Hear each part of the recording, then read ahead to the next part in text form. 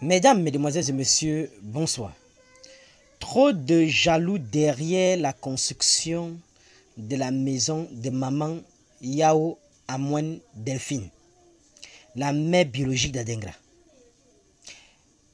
Plusieurs personnes se sont immobilisées, les blogueurs et les blogueuses sont immobilisés pour construire une maison à maman Amouen Delphine, la mère d'Adengra. Tout simplement parce qu'elle était dans le besoin. Le besoin s'est fait ressentir et on a décidé de construire une maison à cette dame pour qu'elle vive sans souci. Suivez vous-même ce que va dire ce blogueur par rapport à des personnes, des détracteurs qui sont derrière la construction de la maison de maman Yao Amouen Delphine, la mère biologique d'Adengra. Et puis, on va se retrouver tout après pour les analyses. Qui se moque, oui. Maintenant, c'est plus... mon enfant, elle cherche, maintenant, c'est maison. Ça te regarde en quoi, en fait? Ça te regarde en quoi? C'est la jalousie. C'est moi, je ne comprends pas, en fait. Ils viennent même se moquer parce que ça fait... Donc, je ne comprends pas. C'est le choix. Si les gens ont donné de l'argent pour pouvoir la soutenir, votre problème est où? Aïcha, je l'ai vu tout à l'heure sur son panel, je suis passé. Il dit, elle a si je monte, c'est pas la peine. Je peux même de pécher à cause d'elle, là, je suis passé. Mais c'est des gens, moi j'attends. Je prie Dieu que cette histoire de cadre jusqu'au bout. Peu importe le résultat, moi je parlerai. J'ai fait une vidéo où les gens qui l'ont insulté là, en tout cas, ils me connaissent pas où. Mais on va se connaître sur Facebook. Moi, quand ça a fini, c'est des baoulés, même je les attaque. Ah, mais toi-même, tu es pressé, ma soeur. Tu es pressé. Oh, on va faire association, toi et moi, en fait. On va faire association. Parce que je suis prête, non, et j'attends seulement. Non, vraiment, je me laisse juste vous dire merci. Et j'ai lavé Jean-Marie. J'ai appelé Jean-Marie, je l'ai lavé. Lui-même, il dit, ça fait honte, ma soeur, ça fait honte. Il ne peut pas aller chez la maman, se déplacer, la main qui sont déplacés pour aller chez le monsieur, pour aller voir la maman. C'est ça que je n'ai pas compris, la partie là. Le mépris, la pauvreté, le barreau qui est là. Il faut lui donner bandit seulement, il lui vend même son village. Le barreau, tu lui donnes bandit, il vend son village. Tu peux pas aller, ça veut dire qu'il y a une affaire grave comme ça. Tu te lèves de l'autre côté, tu vas à Mandat Mondevin vous voir aussi pour avoir votre version. Et puis c'est eux qui vont un côté et puis ils vont conclure pour dire que oui, affaire où tu es dedans, il faut laisser tomber. Toi, tu en sais quoi?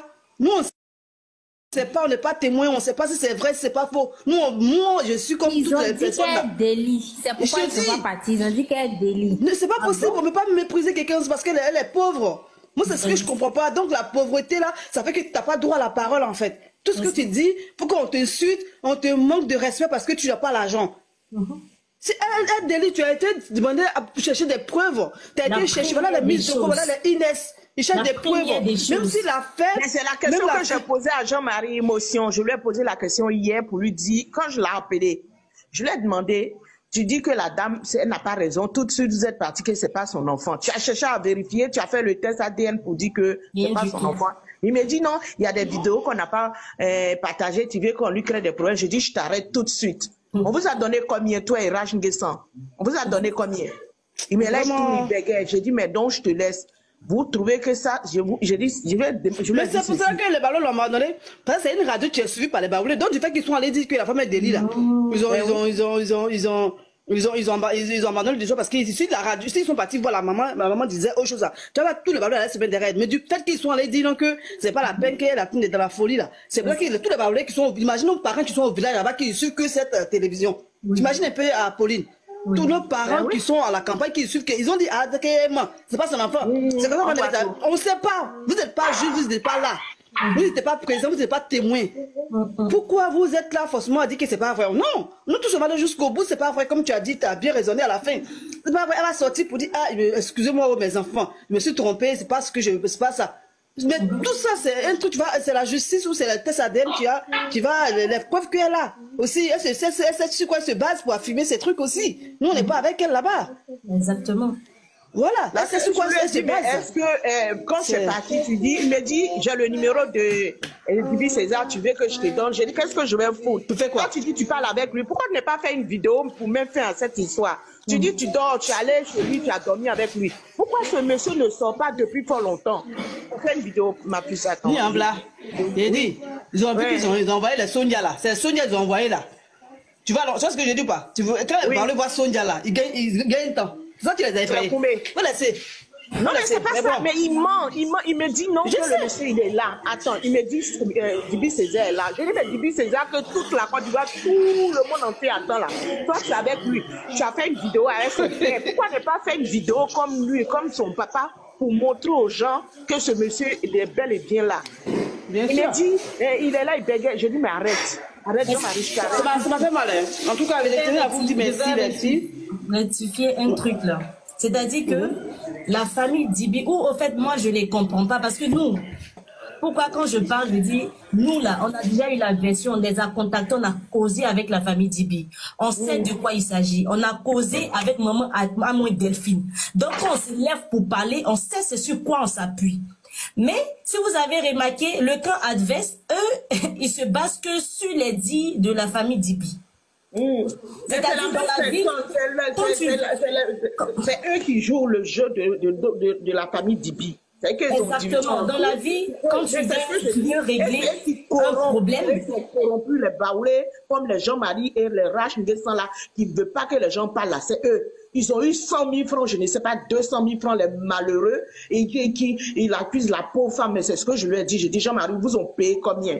Et que cette fois-ci, on va aller jusqu'au bout. Parce que votre chaîne, là, vous allez dissoudre ça. Parce que ça ne va plus exister. Quand tu es parti, tu sais bien que c'est des baoulés. Tu t'es mis là, tu devrais dû parler en baoulé. Pourquoi tu as parlé en français? D'habitude, quand tu vas dans les familles baoulées, c'est pas baoulé, tu parles.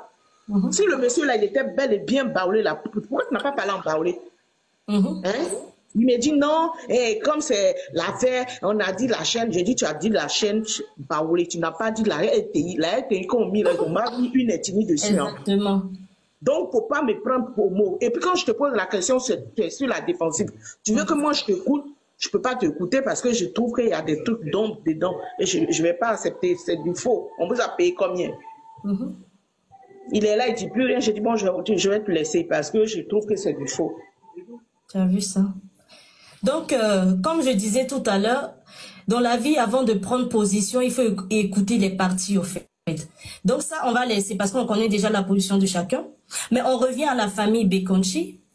Ces personnes, ils disent qu'ils détenaient la photo de maman à moins qu'ils ont fait sortir, alors que c'est une photo qui date de... c'est récent. Toi, tu dis que tu n'avais pas de nouvelles de ta maman. Ça fait des années. Comment ça se fait que tu as sa photo et puis tu n'as même pas publié sur ton compte Facebook?